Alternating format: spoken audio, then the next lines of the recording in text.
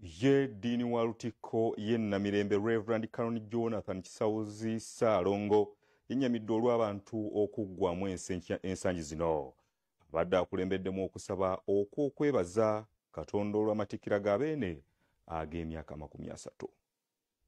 Lutikko ya Paul Mutukuvu Namirembe ekubyeko mu kusaba okw'okwebaza Katonda olw'emyaka 3 nga Ssaabasajja Ronald Muwenda Mutebi II ali ku Namulondo y'abajjajjaabe alamula Obuganda.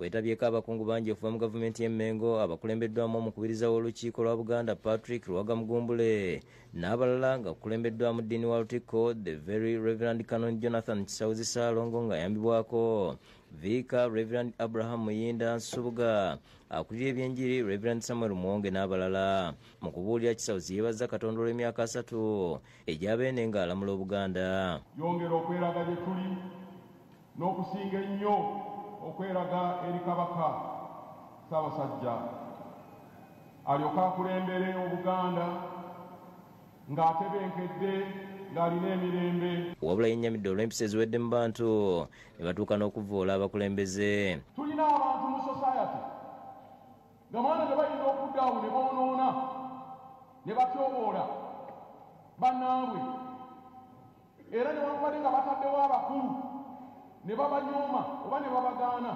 Bano era bajjukidde n'olunaku lwa Mariyamu omuyima w'ekibiina ky'abakyala abakristaayo ekya CWF era nga wabaddewo n'omukolo gw'okuyingiza abakyala mu kibiina kino.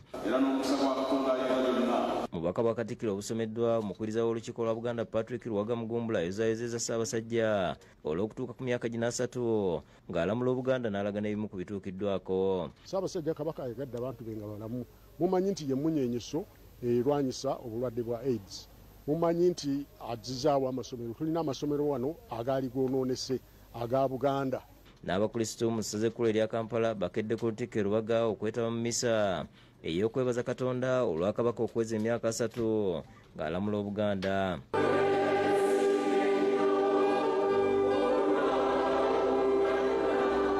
Ekulembeddwamu Father Anthony Musaala ng'Obwakabaka bukiikiriddwa Minisitule y'ebyamawulire Noah Kiyimba.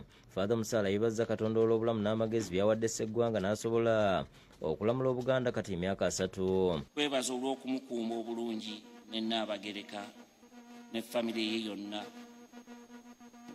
Nkama nga tukuza emyaka egya 3 tusaba kaakati Ssaabasajja mumwongere amaanyi omuwe ekisa.